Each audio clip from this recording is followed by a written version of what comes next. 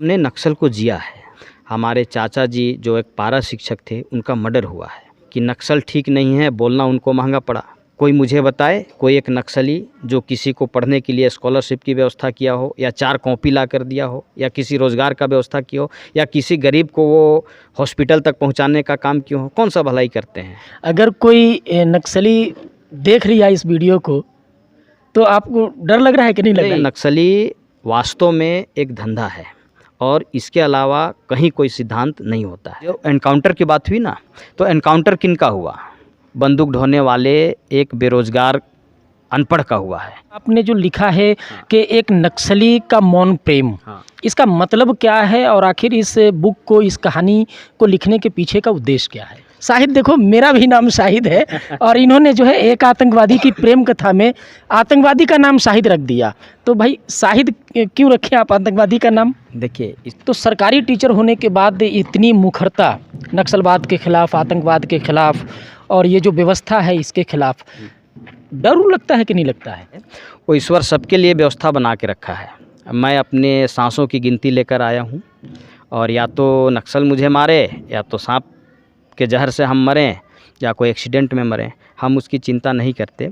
नक्सलवाद अपने देश में एक बहुत बड़ी समस्या मानी जाती है। हाल के दिनों में अगर आप देखेंगे तो झारखंड हो और छत्तीसगढ़ हो, इन दोनों प्रदेशों में कहीं न कहीं एक के बाद एक लगातार नक्सलियों का एनकाउंटर हो रहा है और आए दिन नक्सलियों के एनकाउंटर की खबरें आपको सोशल मीडिया और अन्य डिजिटल मीडिया प्लेटफॉर्म के माध्यम से मिलती होगी। लोहरदगा में अभी आज ही की बात है कि 15 लाख का इनामी नक्सली एक जो है गुमला थाना पुलिस उसका एनकाउंटर की है। फिर आपने छत्तीसगढ़ में सुना होगा कि कभी 12, कभी 14, कभी 20, कभी 5 की संख्या में लगातार नक्सली एनकाउंटर में मारे जा रहे हैं। आखिर ये नक्सलवाद है क्या? क्यों आखिर लोग नक्सली बनते हैं? आज इन्हीं मुद्दों पर बात करने के लिए हमारे साथ में एक टीचर हैं, एक लेखक हैं, एक ऐसी शख्सियत हैं जो नक्सली के गोद में रह कर के पले बढ़े हैं, जिनका जहाँ घर था, जहाँ रहते थे वो पूरा इलाका नक्सलियों से घिरा हुआ था और अपने बचपन से ही लेकर के उन्होंने जो है अभी तक नक्सलियों को देखा है और नक्सलियों के बारे में बहुत चीज़ रिसर्च करने के बाद उन्होंने कुछ किताब भी लिखी है कि भाई नक्सलवाद होता क्या है, और भी बहुत सारी किताब है। अभी आप देख रहे होंगे कि एक आतंकवादी की प्रेम कथा।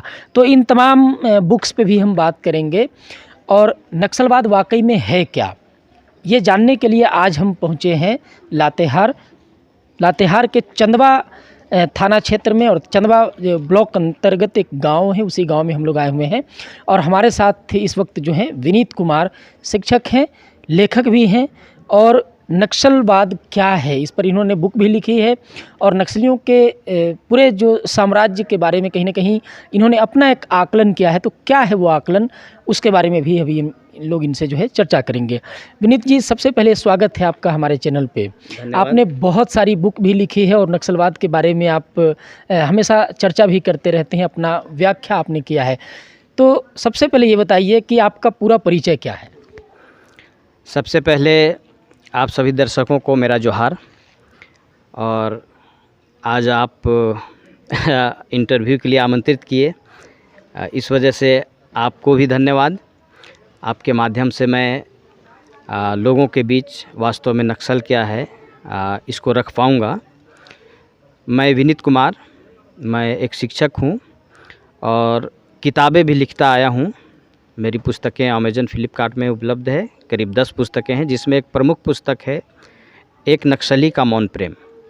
और वास्तव में नक्सल को मैंने जहाँ तक पढ़ा है, नक्सल एक तरह से जागरूक लोगों से अलग, जो लोग हाशिए पर हैं, शिक्षा का अभाव है, और आज के दौर में जो आलसी लोग हैं, जो रोज़गार के लिए भटकते हैं, कहीं जगह नहीं मिली तो नक्सल के पथ में चल पड़े। और नक्सल एक आसान रास्ता है पैसा कमाने का। बंदूक ढोया, दिन भर घूमा और जंगलों में खाया, मांस मछली शराब का सेवन किया, और लास्ट में उनको जो वसूली के पैसे आते हैं वो आपस में बांटा जाता है, मेहनत तो करना पड़ता नहीं है। और नक्सली बोलते हैं कि हम गरीबों के रहनुमा हैं, वास्तव में अगर वो गरीबों के रहनुमा हैं तो गरीबों के गांव में जो रोड बनता है, जो विकास के लिए स्कूल अस्पताल बनता है, इस पर वो पैसे क्यों लेते हैं? आखिर गरीबों के रहनुमा हैं तो गरीबों के लिए जो गवर्नमेंट की सुविधाएं हैं उनसे वो पैसे लेते हैं, और पैसे लेते हैं तो वो अस्पताल और स्कूल बस एक कंस्ट्रक्शंस बन के रह जाता है, ना इलाज होता है, ना पढ़ाई हो पाती है, ना गांव का रोड बन पाता है। और गांव में ऐसे जो ठेकेदार लोग हैं, सीमेंट के जगह कोई मट्टी से भी ढाल के चला जाता है, क्योंकि इंजीनियर उसका अफसर इंस्पेक्शन करने पहुंचते नहीं हैं और इसी का लोग फ़ायदा उठाते हैं। तो वास्तव में नक्सली भले बोले हम गरीबों के रहनुमा हैं, लेकिन इसका अप्रत्यक्ष प्रभाव गरीबों पर ही पड़ता है। तो आप कहीं न कहीं जो नक्सली हैं उनके पूरे जो उनका जो सिद्धांत है उस पर ही सवाल उठा दे रहे हैं। एक्चुअली जो एमसीसी हैं, मार्क्सवादी सिद्धांत को धारण करने वाले, पहले हुआ करते थे गरीबों के बीच। हमने पढ़ा है कि वो अच्छे काम करते थे, चोरी डकैती नहीं होती थी। जो हमारे समाज के बीच जो पूंजीपति वर्ग थे उनको वो तंग किया करते थे। लेकिन वर्तमान परिप्रेक्ष्य में अगर नक्सल को हम देखें तो वास्तव में वो सिद्धांतवादी है नहीं। वो चार बंदूकें जुगाड़ करके वो कमाने रोज़गार के राह में निकल चुके हैं। उनका कोई भी किसी तरह का कोई सिद्धांत नहीं होता है, वो सिद्धांतहीन है। और एक तरह से जैसे ब्लॉक में वीडियो लूटते हैं, थाने में थानेदार लूटता है, सभी अपनी अपनी दुकान चलाकर लूटते हैं। नक्सली अपनी धंधा नक्सल के नाम से चला रहे हैं। कोई अच्छा, एक चीज़ और हम आपसे जानना चाहेंगे, इधर आ जाएंगे तो हो सके। आप जैसे अभी चंदवा में हैं, आपका पुश्तैनी गांव कहाँ है, और जो नक्सल के बारे में जो आप बात कर रहे हैं, तो ये क्या कोई अनुभव है जिसको आपने गांव में रह करके देखा है या फेस किया है, या फिर सुनी सुनी बात कर रहे हैं? नहीं, हमारा गांव चेटर है। पोस्ट अभी चेटर हो गया, थाना चंदवा अंतर्गत हैं। तो हमने नक्सल को जिया है। हमारे जो दादा थे, हमारे जो पिता थे नक्सल से प्रभावित थे। हमारे चाचा जी जो एक पारा शिक्षक थे, उनका मर्डर हुआ है। और वजह क्या था? तो वजह यही था कि नक्सल ठीक नहीं है, बोलना उनको महंगा पड़ा। और हमने नक्सल को जिया है कई वर्षों तक। मैं भी एक शिक्षक था, पारा शिक्षक के रूप में अपने गांव में सेवा दिया हूं। और वहां नक्सल को मैंने जहां तक देखा या समझ पाया कि वे बस लूटो और खाओ की नीति पर चले हैं। कोई मुझे बताए कोई एक नक्सली जो किसी को पढ़ने के लिए स्कॉलरशिप की व्यवस्था किया हो, या 4 कॉपी ला कर दिया हो, या किसी रोज़गार का व्यवस्था किया हो, या किसी गरीब को वो हॉस्पिटल तक पहुंचाने का काम किया हो। कौन सा भलाई करते हैं? कैसे बोलते हैं कि हम नक्सली? आप कहीं ना कहीं बहुत बड़ी बात कर रहे हैं। अगर कोई नक्सली देख रही है इस वीडियो को, तो आपको डर लग रहा है कि नहीं लग रहा? नहीं, ऐसा है कि मौत हर कोई का निश्चित है, थोड़ा पहले थोड़ा बाद में। तो अगर हम सही को सही बात बोल दें, और नक्सल से क्या डरना। हमने तो कहा कि नक्सल को हमने जिया है। और स्कूल में दिवाली के दौरान मुझे याद है कि हम बच्चों के बीच पटाखा बांटे, क्योंकि बच्चों के बीच थोड़ी खुशियां बांट लेना चाहते थे। लेकिन नक्सलियों ने समझा कि एनकाउंटर हुआ और फिर लाठी डंडे जूते चप्पल से मार पड़ी। तो जब आप पारा टीचर थे तब की ये बात है। हाँ। कि अपने गांव में जो है पटाखा फोड़े और नक्सली आकर के पीट दिया। हाँ, ऐसा है। बल्कि मैं यूँ कहूँ, मेरे चाचा की शादी थी जिनका मर्डर हुआ। शादी में भी हमारे जो मेहमान आए थे पटाखा फोड़े, तो उस पर भी लोग नक्सली आकर आपत्ति किए, किसके इजाज़त से आपने ये पटाखा जलाया। तो मैं पूछता हूँ, क्या खुशियाँ मनाने के लिए भी किसी का इजाज़त लेने का ज़रूरत है? अरे आप तो उस खुशी में शामिल हो जाते कि हाँ भाई गांव की शादी थी, मैं दूसरा कहीं बाहर का आदमी तो नहीं था, और कहीं कोई गलत काम तो नहीं कर रहा था। तो नक्सली वास्तव में एक धंधा है, और इसके अलावा कहीं कोई सिद्धांत नहीं होता है। अच्छा, अभी जिस तरीके से झारखंड की अगर हम बात करें या फिर छत्तीसगढ़ की बात करें, तो इन राज्यों में बड़े पैमाने पर नक्सलियों का इनकाउंटर होता है। आज ही गुमला में एक इनकाउंटर हुआ है। छत्तीसगढ़ से खबर आती है कि वहाँ जो है कभी 10 नक्सली को मार दिया, कभी 15 नक्सली का इनकाउंटर कर दिया। तो ये जो इनकाउंटर होता है, नक्सली मारे जाते हैं, इस पर क्या कहेंगे आप? देखिए, वास्तव में जो नक्सली हैं बड़े, इसमें भी कई पद होते हैं। तो जो बड़े नक्सली हैं, थोड़े बुद्धिमान टाइप के, वो वास्तव में बंदूक नहीं ढोते हैं। वे बस मोबाइल हाथ में रखते हैं, रिमोट हाथ में रखते हैं, और ये जो बंदूक ढोने वाले लोग होते हैं ये एक तरह से मज़दूर होते हैं। उनको लालच दी जाती है कि भाई तुम बकरी चरा के खेती करके महीना कितना कमाओगे। अगर कोई बोले 5,000 कमाएंगे तो नक्सली बोलते हैं मैं 10 दूंगा, और काम क्या है, बंदूक ढोना है और जंगल में खाना पीना मस्ती करना है। तो ये बेरोज़गारी जो है, नक्सली जो बेरोज़गार हैं वही नक्सली रास्ता अपनाते हैं। और जैसे गांव में ये लोग जो बोलते हैं कि हम गरीबों का रहनुमा हैं, ऐसा कहीं कुछ है नहीं, हमने अभी तक नहीं देखा। मतलब एक जो अनपढ़ लोग हैं, हमने गांव में देखा है कि अगर किसी से मेरी झगड़ा हो जाए और हम पुलिस के पास तो जा नहीं पाते हैं, चूँकि पुलिस भी नक्सल से कम नहीं है, मैं ऐसा मानता हूँ, क्योंकि पुलिस में रिश्वत कोई काम नहीं होना, तो पुलिस के पास जा नहीं पाते हैं, तो प्रतिशोध की भावना में चले जाते हैं नक्सल पास। अब नक्सल क्या करती है, थोड़ा खिलाया पिलाया, उसके पक्ष से जा कर के दूसरे पक्ष को पिटाई कर दी, उसकी ज़मीनें दिला दी। लेकिन दूसरा जब नक्सली पार्टी आता है तो फिर वो दूसरा पक्ष दूसरे तरफ से चला जाता है, वो इसको पिटवा दिया, उसको पिटवा दिया। तो गांव में बस यही चलता है। गांव में ये व्यवस्था मतलब आज भी है या पहले चलती थी? आज भी है, गांव में आज भी है। कोई नई नक्सली पार्टी आई तो हम अपना दुखड़ा उसके पास सुनाए और पिटवाए किसको, अपने भाई को, जो हमारा खेत 10 फीट खेत दबा के रखा है। और जब आज हम अपने भाई को पिटवाए, कोई दूसरा नक्सली संगठन आया, मेरा भाई हमें पिटवा दिया उल्टा। अच्छा, आप जैसे भी बोल रहे थे कि थाना भी लूटता है, ब्लॉक भी लूटता है, नक्सली भी लूटता है, तो इन तीनों में कुछ फ़र्क लगता है कि नहीं लगता है? देखिए, हमने कहा कि जो बंदूक ढोने, जो एनकाउंटर की बात हुई ना, तो एनकाउंटर किन का हुआ? बंदूक ढोने वाले एक बेरोज़गार अनपढ़ का हुआ है। नक्सली जो बड़े नक्सली हैं वे शहरों में छुपे हुए हैं। छुपने के लिए पहले जंगल हुआ करता था, आज जंगल तो छान मारेगी पुलिस, लेकिन आज छुपने के लिए बड़े बड़े आरामदायक जगह हैं शहरों में। तो बड़े नक्सली का कहीं कुछ बिगड़ता नहीं है, बस फ़ोन से काम चलाते हैं। किसी ठेकेदार को लूटना है, कहीं कोई मशीनें जलानी है, खदान जलाना है, तो अपने वो बंदूक ढोने वाले लोगों को भेज देते हैं। और मारा कौन जाएगा? वही मज़दूर मारा जाएगा, और मारा जाएगा तो उसका बाप भी नहीं बोलता है कि मेरे बेटे का लाश है, क्योंकि बोलेगा तो फिर उसकी कुर्की जब्ती होगी, पुलिस उसे परेशान करेगी। तो ऐसी स्थिति है कि वे कुत्ते की मौत मरते हैं, उसको कोई अपनाने वाला नहीं है। मैंने एक किताब लिखी है, एक नक्सली का मौन प्रेम। उसमें ये सारी बातें कि नक्सल क्या है, कैसे लोग बनते हैं, इसका फ़ायदा क्या है।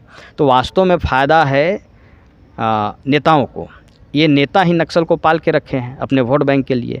अगर नेता चाहे, अगर कोई सशक्त नेता हो, तो नक्सल कोई बड़ा मुद्दा नहीं है, क्योंकि नक्सल के पास कोई ट्रेनिंग नहीं है, ना बड़ा हथियार है। हमारे पास इतनी संख्या में पुलिस बल हैं, ट्रेंड हैं, आर्मी है, तो फिर नक्सल क्यों ख़त्म नहीं होता? अच्छा, जैसे कुछ नक्सलियों का हमने इंटरव्यू किया था, उनका कहना है कि जो हथियार पुलिस के पास है वो टोटल हथियार नक्सली के पास है, तो कैसे पहुंच जाता है नक्सली के पास?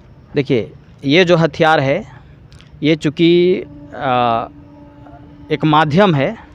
पुलिस तो लीगली तौर पर हथियार रखते हैं, लेकिन हथियार जैसे हर चीज़ का खरीद फ़रोख्त होता है, उस तरह हथियारों का भी खरीद फ़रोख्त होता है। और कहीं ना कहीं इसके पीछे एक गैंग है, बड़े अच्छे आर्म्स, बड़े आर्म्स। वो आएगा कहाँ से? तो कहीं ना कहीं इसका जरिया कोई पुलिस ही बनता होगा। ऐसा इसलिए मैं कह रहा हूँ कि मैं खुल के बात नहीं कर पा रहा हूँ, लेकिन हमने देखा है, जब मैं उस क्षेत्र में था तो एक नेताजी आए। नेताजी ने कहा कि मुझे चुनाव जीतना है। तो जो नक्सली कमांडर थे, आज जीवित नहीं हैं, मारे गए, उसने कहा कि मुझे क्या फ़ायदा होगा। तो नेताजी ने बड़े प्यार से बोला कि आप बोलिए। तो बोला कि मुझे 22 राइफ़ल चाहिए। वो नक्सली बोले हाँ, नेता को मुझे 22 राइफ़ल चाहिए। तो नेताजी बोले कि ठीक है, चुनाव जीतने के बाद ये हो जाएगा। अब चुनाव जीतने के बाद हो जाएगा, राइफ़ल आखिर उनको कहाँ से देंगे नेताजी?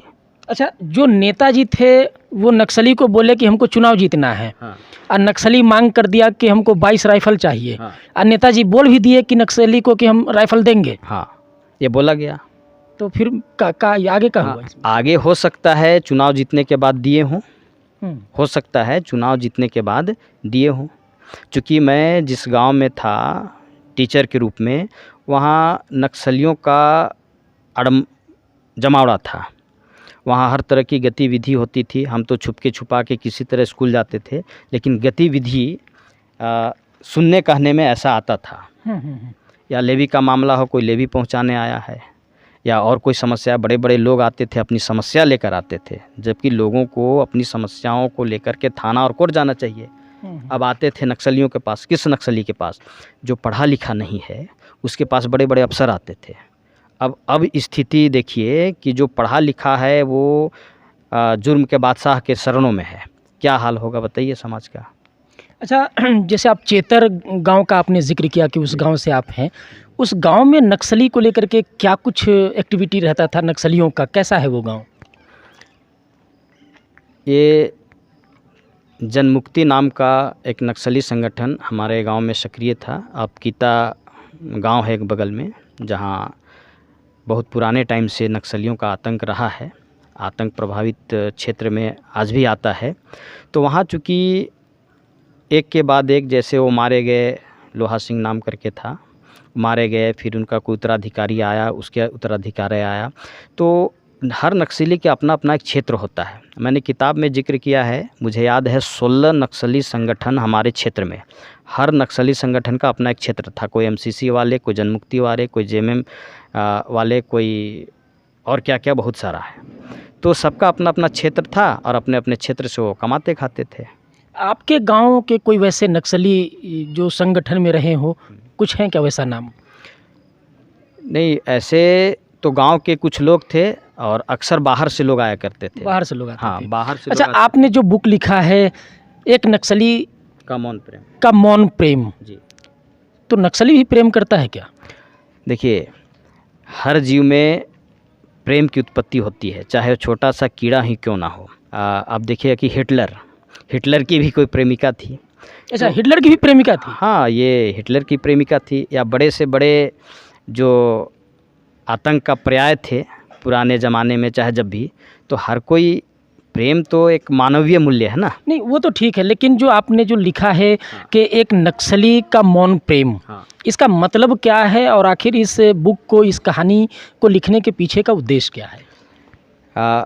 मैं एक टीचर हूँ और वहाँ जैसे हमने देखा कि नक्सली कई शिक्षक को उठा ले गए, या नक्सली के नाम से कोई गुंडे उठा ले गए और उनकी हत्या हो गई। तो उसी दौरान मैंने एक शिक्षक के किरदार के रूप में अपने को जिया है, और वहाँ देखा कि एक लड़की टीचर बनकर गांव में आती है और इतनी डरी हुई रहती है, इतना डर जाती है कि दूसरे दिन अपने पिता को बोलती है कि पिताजी मुझे नौकरी नहीं करनी, जिंदा रहें तो फिर कहीं जी लेंगे, कुछ भी कमा लेंगे। लेकिन पिताजी बोलते हैं कि बेटा सरकारी नौकरी है, थोड़ा सा कष्ट सह लो। लेकिन जब वो लड़की टीचर बनकर आती है, देखती है कि वास्तव में नक्सल जो है उसके अंदर भी अच्छाई है, लेकिन वो बुराई को जी रहे हैं, या पैसे की लालच में, या रुतबा की लालच में। तो लड़की क्या करती है कि एक टीचर के रूप में सबसे पहले वो पढ़ाने लगती है ऐसे बच्चों को जो स्कूल तक कभी शायद जा ना सके। नक्सली के बच्चों को पढ़ाने लग जाती है, यहाँ तक कि ऐसे बच्चे जो नाक से नेटा आता रहता है उसको साफ़ करती है। मतलब सच में वो शिक्षक की भूमिका में बेहतर काम करती है। और एक दिन ऐसा आता है कि सारे नक्सली समझने लगे कि अरे ये तो हमारे गांव के लिए अच्छा काम कर रही है। पहले तो लोग डराते धमकाते हैं, पैसे लेने की, ऐंठने की बात करते हैं, लेकिन जब उनको समझ में आया कि ना ये सच में अच्छा है, तो वो जो नक्सली टीचर है उसका लोग आदर करने लगे। नक्सली जो नक्सली हैं वो महिला टीचर का आदर करने लगे। वो आदर करने लगे। तो महिला टीचर जब देखी कि ये लोग आदर कर रहे हैं, तो एक मकसद बनाई कि हम इन नक्सलियों को प्यार से ही सुधारेंगे। सुधारने का उसके पास तो कोई राजनीतिक पावर था नहीं, कोई आर्म तो था नहीं, उसके पास एक सद्भावना था और प्यार था। तो उनको लगा कि मैं प्यार से ही अगर इन नक्सलियों को सुधार लूँ तो बेहतर है। तो क्या वो महिला टीचर सुधार पाई? हाँ। और ऐसा तो नहीं कि उस महिला टीचर को किसी नक्सली से प्यार हो गया? हाँ, नहीं, एक्चुअली वो एक नक्सली था जो उस महिला को प्रोटेक्ट करता था। दूसरे नक्सली, जैसे आपने फूलन देवी का नाम सुना होगा, तो उस पर भी बुरी नज़र थी नक्सलियों की, महिला टीचर। हाँ, महिला टीचर पे। लेकिन उसमें से एक अच्छा, देखिए, अच्छा इंसान भी तो क्रिमिनल होता है या क्राइम करते हैं, तो उसमें से एक अच्छा नक्सली था, उसको प्रोटेक्ट करने लगा, उसको सुरक्षा देने लगा, उसकी बातों को मानने लगा।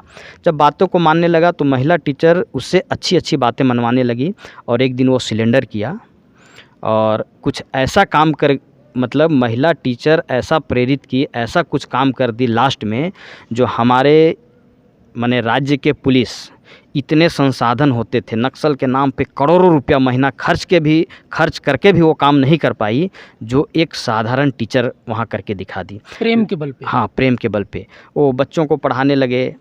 और जब टीचर पे भी बहुत सारी आफत आई, मुझे एक वाक़या याद है कि टीचर को पुलिस अरेस्ट करके ले गई, चूँकि नक्सल क्षेत्र में थी तो कोई भी इसका शिकार हो जाता था, अच्छा हो या बुरा हो। और जब पुलिस अरेस्ट करके ले गई टीचर को, तो सारे बच्चों को खबर मिली, तो सारे बच्चों ने तय किया कि मैं दीदी को, एक्चुअली वो टीचर थी लेकिन लोग प्यार से दीदी बोलते थे, कि मैं उसी महिला टीचर को, जो टीचर ये बदलाव लाई थी गांव में। हाँ, तो वो नक्सल के साथ साठगांठ करने के झूठे जुर्म में पुलिस उसको अरेस्ट करती है। तो जब बच्चों को पता चला कि अरे हमारी टीचर को लेकर गए हैं, तो सारे बच्चे बिना किसी को बताए सीधा वो लातेहार जिला मुख्यालय जेल पहुंचते हैं और बोलते हैं दीदी को छोड़ो। तो कानूनन तो कोई बच्चों को बोलने से छोड़ नहीं देगा, बच्चे बोले कि जब तक नहीं छोड़ोगे जाएंगे नहीं। और वहाँ ऐसा है कि कोई जेल के गेट में झूला झूल रहा है, कोई पुलिस का बंदूक। ये कब की घटना है? नहीं, ये एक्चुअली एक काल्पनिक घटना है। अच्छा, हाँ, एक्चुअली ये जो है कहानी को मैंने अच्छा प्रेरणा देने के लिए एक रूप दिया। हाँ, एक रूप दिया है कि प्रेम से नक्सली को अगर समझाया जाए तो वो भी इंसान हैं, वो समझ सकते हैं, उनके अंदर भी दिल है, वो भी प्रेम करते हैं। हाँ। तो अपने दर्शकों को बता दूं कि विनीत कुमार जी ने एक नक्सली की मौन प्रेम कथा बुक लिखी है, जो कि अमेज़ॉन पे, फ्लिपकार्ट पे मौजूद है, और एक आतंकवादी की प्रेम कथा इसके साथ में ही जो है इनकी कुछ किताब मेरे हाथ में है, आखिर कानून को किसने बेचा, और उसके बाद जो है माटी, एक टीस विस्थापन की। तो कहीं ना कहीं ये बुक्स को देख करके ही आपको लगा होगा कि विनीत जी जो हैं वो क्रांतिकारी लेखक हैं, अपने शब्दों से या अपने कलम से ये समाज में एक क्रांति लाना चाहते हैं। जिस तरीके का बुक मैंने देखा, और इसी में एक मैं अभी देख रहा था कि एक आतंकवादी की प्रेम कथा, इसमें जो आतंकवादी है जिसके प्रेम कथा की बात की जा रही है, उसका नाम आपने शाहिद रख दिया है। जी जी। तो शाहिद क्यों रखा? शाहिद, देखो मेरा भी नाम शाहिद है, और इन्होंने जो है एक आतंकवादी की प्रेम कथा में आतंकवादी का नाम शाहिद रख दिया। तो भाई शाहिद क्यों रखे आप आतंकवादी का नाम? देखिए, इसमें जो एक आतंकवादी लड़का है, तो ऐसे जनरली देखा जाता है कि जो मुस्लिम समुदाय के लोग हैं, आतंकवाद लोग उस नज़र से देखते हैं कि मुस्लिम आतंकवादी होते हैं। और चूँकि हमने पुस्तक में कश्मीर को लिया है, तो कश्मीर जो है वहाँ पे एक ऐसा, चूँकि आतंकवादी हमला वहाँ होते रहता है, तो वहाँ जो है शाहिद नाम का एक लड़का था और लुका नाम की जो लड़की थी। तो लुका एक स्वतंत्रता सेनानी की बेटी थी, तो उसको अपने देश से बड़ा प्रेम था। तो जब ट्रेनिंग हो रही थी आतंकवादी की, तो जंगल में वो लड़की लकड़ी लेकर के जा रही थी और कुछ अपनी भाषा में ऐसा गाना गा रही थी जो शाहिद को समझ में तो नहीं आया, लेकिन उसके दिल को समझ में आ गया। इतना मीठा आवाज़, उसको फॉलो करने लगा। फॉलो करते करते, चूँकि वो लुका नाम की लड़की जानती नहीं थी कि ये आतंकवादी है, ट्रेनिंग होता है, तो लास्ट में देखी कि भाई मानव धर्म जो है, धर्म अपना अपना सबका है, कोई हिंदू धर्म, कोई मुस्लिम धर्म, कोई ईसाई धर्म, तो हम मानव धर्म को मानते हैं। तो उसमें देखी कि ये जो लोगों के ज़िंदगी के साथ खेला जाता है, वो सही सही बताई कि देखो, इंसान का रक्षा करना, हम धर्म को नहीं जानते, लेकिन इंसान के सुख सुविधा के लिए इंसान का रक्षा करना या मानव के लिए जीना, हम इसी धर्म को मानते हैं। तो शाहिद को पता चला ये तो सच बात है, किसी को दुख नहीं देना सच बात है। तो उसमें भी वो शाहिद जो है वो सुधर जाता है और आत्मसमर्पण कर लेता है। तो उसी में है, चूँकि प्रेम के बल से ही जितनी बुराइयां हैं, चाहे नक्सल की बुराई हो या आतंकवादी हो या कोई क्राइम करने वाला हो, मुझे लगता है कि अगर जेल में ठूस दे तो और उग्र हो जाता है। अच्छा, जेल में रखे हो तो आकर और हम तांडव करेंगे, है ना। तो बदले की भावना से नहीं, बल्कि एकमात्र रास्ता हमें जो समझ में आया, प्रेम के माध्यम से उनको सही बात बताया जाए कि भाई आप भी किसी परिवार से हैं, आप भी अपने भाई बहन से, परिवार से लगाव रखते हैं, लेकिन अगर कोई बुराई के रास्ते में जा रहे हैं तो समाज से कट रहे हैं, परिवार से कट रहे हैं, और दुनिया आपको सही नहीं बोलेगा। तो प्रेम एक ऐसा रास्ता है जो हर कोई, या तो छोटा गलती करे, छोटा क्राइम करे, बड़ा क्राइम करे, प्रेम से उसको रास्ते पे लाया जा सकता है। तो इसके साथ ही इन्होंने जो है बहुत सारी बुक लिखी है और कहानी लिखी है। एक आतंकवादी की प्रेम कथा और एक नक्सली की मौन प्रेम कथा। तो इस तरीके की जो बुक है, कहीं न कहीं वो नक्सलवाद हो या आतंकवाद हो, उसके ख़ात्मे के लिए प्रेम ज़रूरी है, ऐसा विनीत कुमार जी जो लेखक हैं इनका मानना है। और इनकी बुक जो है अमेज़न पे और फ्लिपकार्ट पे मौजूद है, तो आप वहाँ से जा कर के ले भी सकते हैं। अच्छा, आप प्रेम की बात करते हैं, ये आपका स्कूल है, हमने देखा कि यहाँ भी बहुत अच्छा आपने वातावरण बना करके रखा है। पीछे में गुलाब का बहुत सारा फूल है, तो क्या ये जंगल से प्रेरित है या प्रेम से प्रेरित है? देखिए, ये जो गुलाब का फूल है, ये तो इसको हम मात्र सजावट मानते हैं, और जहाँ तक प्रेम की बात है तो मैं अपने ज़मीन से, अपने नदी से, अपने जंगल से बहुत प्रेम करता हूँ। दुनिया मुझे शायद जाने ना जाने, लेकिन मेरे किताब के पीछे लिखा हुआ है कि जंगल, झरनों, कंदराओं, पहाड़ों में घूमना मेरा प्रिय विषय रहा है। और जब मैं शिक्षक था, पारा शिक्षक, तो गांव के लोग जानते हैं कि जंगल में अगर कहीं आग लगता था गर्मी के टाइम, तो लोग भले पढ़ा के 80-90% ले आते हैं, मेरी पढ़ाई वो नहीं थी। जंगल में कहीं आग लगता था, हम अपने बच्चों को लेकर के जंगल जाते थे और आग बुझाते थे। गांव के लोगों ने कहा कि ये कैसा मास्टर है, ये कौन सी पढ़ाई है कि जंगल ले जाते हैं आग बुझाने, कहीं बच्चों को कुछ दिक्कत हो गया, ख़तरा हो गया, गिर गया। तो हमने कहा किताबों की पढ़ाई अलग रखो और जो वास्तविक जीवन है उसकी पढ़ाई कर लो। अच्छा, आप गवर्नमेंट टीचर भी हैं, हम लोग इधर आएंगे। अब आप गवर्नमेंट टीचर भी हैं और आप लेखक भी हैं। सरकारी व्यवस्था पर खुल करके कहीं न कहीं सवाल उठाते हैं, और सरकारी व्यवस्था में जो भ्रष्टाचार आपको नज़र आता है उसके खिलाफ़ आप बोलते भी हैं। तो सरकारी टीचर होने के बाद इतनी मुखरता नक्सलवाद के ख़िलाफ़, आतंकवाद के ख़िलाफ़, और ये जो व्यवस्था है इसके ख़िलाफ़, डर लगता है कि नहीं लगता है? क्या डरना, अगर मुसीबत आएगी, मुझे लगता है कुछ दिन पहले मर जाएंगे, लेकिन झूठ को झूठ ही बोलेंगे, सच को सच ही बोलेंगे। और डरना क्या है, मुझे इस पर भरोसा है, वो ईश्वर सबके लिए व्यवस्था बना के रखा है। मैं अपने सांसों की गिनती लेकर आया हूँ, और या तो नक्सल मुझे मारे, या तो सांप के जहर से हम मरें, या कोई एक्सीडेंट में मरें, हम उसकी चिंता नहीं करते। बल्कि आज तो शादी ब्याह हो चुकी है, तो लगता है कि अरे बच्चे हैं, बीवी हैं, लेकिन जब नहीं हुई थी तो मैं नक्सल के सामने खड़े होकर ये बोलता था कि गोली चलाकर देखो, देखते हैं तुम्हारे गोलियों में कितना दम है। अच्छा, कभी नक्सली की तरफ से संगठन में जुड़ने का ऑफ़र मिला आपको कि नहीं मिला? नहीं, एक्चुअली वो लोग मन को भांपते हैं, ये कोई भी, कि मन को, कि किस टाइप का आदमी है। हमारे गांव में बहुत सारे लोग हैं, तो बहुत सारे, सभी तो नक्सली नहीं हैं। एक्चुअली वो मन को आकलन करते हैं कि ये किस टाइप का इंसान है। ये हराम का कमाई करने वाला है तो नक्सली संगठन में जा सकता है, और मेहनत से कमाई करने वाला होता है तो अपने खेतों के बीच ही वो अपना सारा जीवन कष्ट में भले बिता दे, नक्सल नहीं बनेगा। आज भी हमारे गांव में बहुत सारे लोग हैं जो नक्सल के खिलाफ़ बोल नहीं पाते हैं, लेकिन कभी नक्सल को अच्छी नज़रों से देखा नहीं। विनीत कुमार की बहुत सारी बुक है जो कि चर्चाओं में रही है, और सरकारी टीचर होने के बावजूद कहीं न कहीं नक्सलवाद के ख़िलाफ़, आतंकवाद के ख़िलाफ़ और सरकारी भ्रष्टाचार के ख़िलाफ़ इनकी बेबाकी प्रसिद्ध है इस क्षेत्र में। इसीलिए आज हम लोगों ने जो है अपने चैनल के माध्यम से इनकी आवाज़ को आप तक पहुंचाने का प्रयास किया है, आप तक पहुंचाने की कोशिश की है। आज की वीडियो में इतने ही, मिलेंगे अगली वीडियो में, तब तक के लिए जोहार, जय हिंद, जय झारखंड।